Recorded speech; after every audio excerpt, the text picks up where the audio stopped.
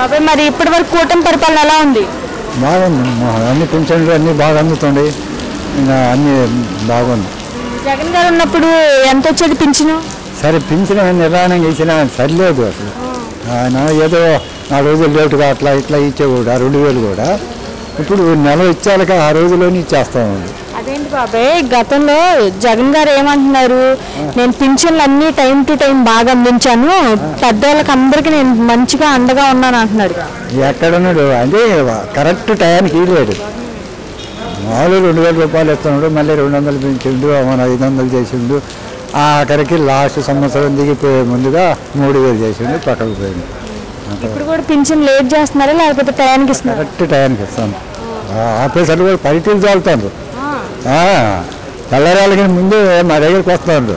ముసలి కూడా ముందకాడికి వస్తాయా చంద్రబాబు నాయుడు ఒప్పుకోడంటే ఆగరాక వంశాల కాడికి పోయినట్టు ముసలి కూడా వెళ్తారు.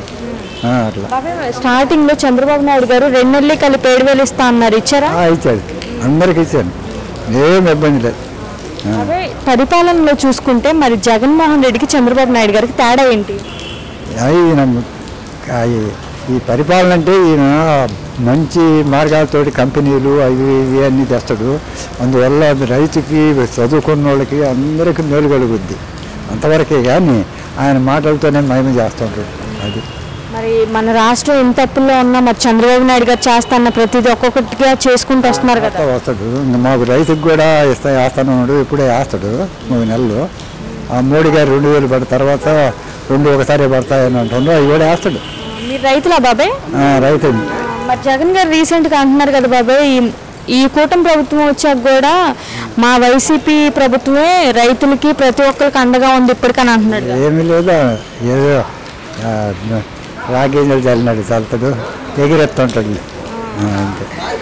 మరి నెక్స్ట్ వచ్చే గవర్నమెంట్ మాదే, 30 ఏళ్ళు మాదే పరిపాలన అని చెప్పి జగన్ గారు అంటున్నారు. అదేముండదమ్మా, ఈ తప్ప అందరము 30 భాగం చంద్రబాబు నాయుడికే ఓటు. మంచి డెవలప్మెంట్ కనిపించింది అంటారా మరి రాబోయే రోజుల్లో? ఇంకా అది ఇంకా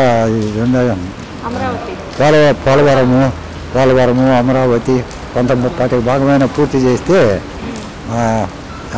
ఈయన పూర్తికి గెలుపుతారు. ఒక మాటలో ఏం చెప్తావు మరి చంద్రబాబు నాయుడు గారి గురించి? చంద్రబాబు నాయుడు గారి గురించి ఒక మాటలో ఏం చెప్తావు అంటే అర్థం చంద్రబాబు నాయుడు గారి గురించి చెప్పాలంటే ఒక మాటలో ఏం చెప్తావు? మంచి పనులు చేస్తాడు, ఆయన చేసి చూపిస్తాడు.